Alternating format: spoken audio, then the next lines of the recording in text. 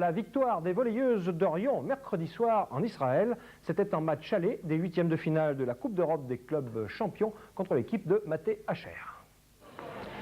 Devant Maté Hacher en maillot bleu, les Riomoises n'ont pas eu besoin de faire de miracle ni de marcher sur l'eau pour s'imposer en Galilée par 3-0, le tout en 1 heure et 15 minutes. Une première manche bouclée 15-8 et le tempo du match est donné sous l'impulsion de Catherine Faure et de Marie Tari. Pas vraiment la Fantasia, mais plutôt Allegro. Le collectif riomois est enfin au diapason de ses ambitions. Comme les services passent bien, le VBC empoche le deuxième set 15-9. Une équipe de Rion en progrès dans pratiquement tous les secteurs du jeu.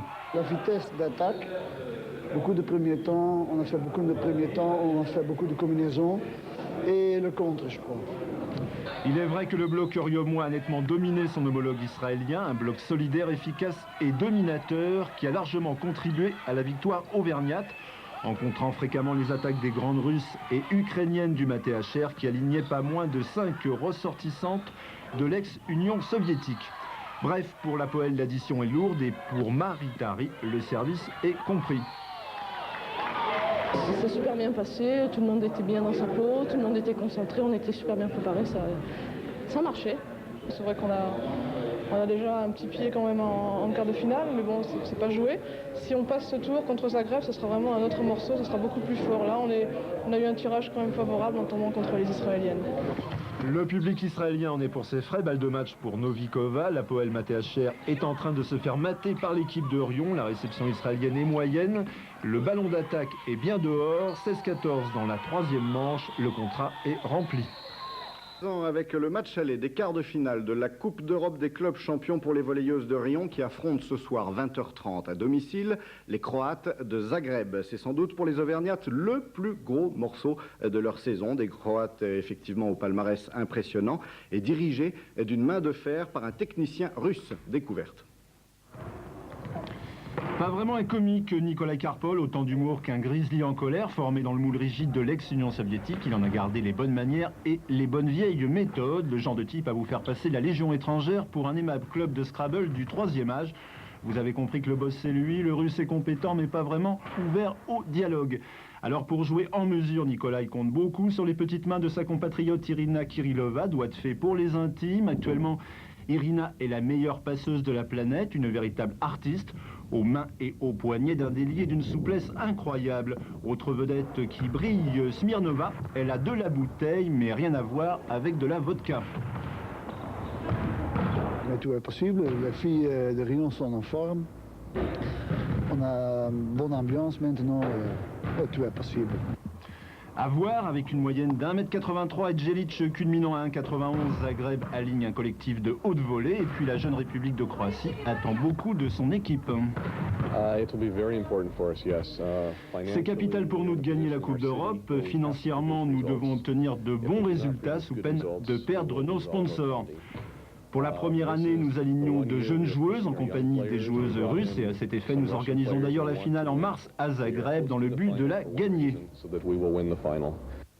C'est clair, même si la délégation croate a sacrifié au rite de l'hospitalité auvergnate et de la visite en mairie de Rion pour y faire patte de velours, les affaires sont les affaires. Zagreb n'est pas venu en terre riomoise pour y faire du tourisme. Du rugby avec le tirage au... Gagner la première manche pour faire douter entamer moralement l'équipe croate en maillot rouge, c'était l'unique chance des Riomoises. Elles furent d'ailleurs à 2 doigts de réaliser l'audacieux pari, avec à la clé un premier set de très haute volée où les deux équipes sont au diapason, pratiquement aucune faute, concentration maximale, réception de qualité, le jeu est vif, inspiré, spectaculaire. Bref, un véritable régal pour le public, un duel où chaque point a une importance psychologique, aucune des deux équipes ne veut céder. La tension est extrême, quasiment palpable sur le terrain et dans les tribunes. Kirillova, la meilleure passeuse de la planète, offre de superbes ballons à ses attaquantes et notamment à Smirnova. Le duo russe verrouille la partie et pourtant après une demi-heure de jeu, c'est bien Rion qui mène 13 points à 10.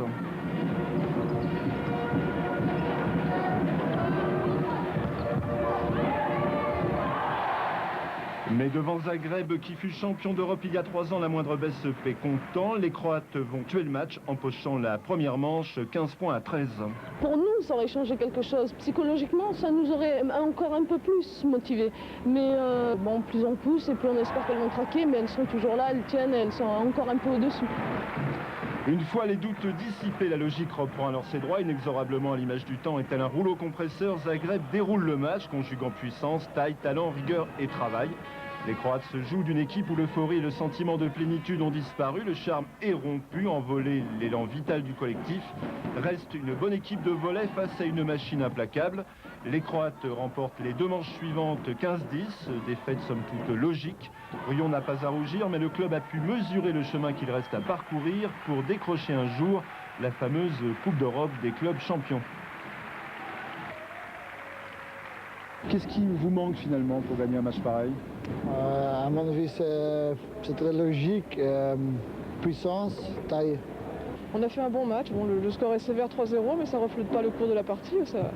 3-0 en 1h30 en se battant comme ça, c'est un bon 3-0.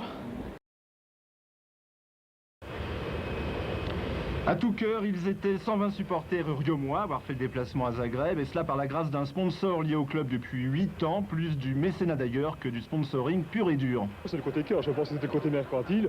J'aurais plus donné aujourd'hui peut-être une somme supplémentaire pour avoir une joueuse, qu'aujourd'hui emmener 120 supporters avec l'équipe dans un avion affrété. Je crois que c'est ça le plaisir. Des supporters auvergnats qui ont pu découvrir la réalité de la toute jeune République de Croatie, un pays sous influence, où la guerre n'est jamais très loin. À Zagreb, la capitale, 1 million d'habitants et plusieurs dizaines de milliers de réfugiés venus de la Krajina voisine et de Bosnie-Herzégovine. Le touriste riomois est plutôt exotique. Il est vrai que la crise économique est flagrante et fait des ravages. Pour s'en convaincre, il suffit de se promener au gré du vent pour découvrir une ville où la plupart des gens tentent de survivre grâce aux aides caritatives. Bref, pour les 5 millions de Croates, l'avenir paraît bouché. C'est un petit peu nos futurs. Reste via la religion catholique à entretenir la flamme de l'espoir. Tout est noir pour nous. Parce qu'il n'y a pas, on ne voit pas la fin à cette guerre et puis l'avenir est assez noir. On aimerait bien tous tirer d'ici, mais c'est difficile. Alors il faut vivre avec le sport, une manière d'oublier la sale guerre, et puis le sport a toujours fait partie de la culture des Croates. Le match est d'ailleurs retransmis en direct sur la 2e chaîne. Battu 3-0 au match aller, les Riomoises en maillot rouge et short vert rêvaient secrètement un exploit. Elles entament la partie de superbe manière. Première manche où elles dominent l'équipe de Zagreb pour le plus grand plaisir de leurs supporters. L'illusion va durer une demi-heure, mais la logique sportive reprend ses droits. Mécanique bien huilée, le Mladost n'est pas du genre à laisser filer une manche. Les Croates vont rafler le premier set 15-12.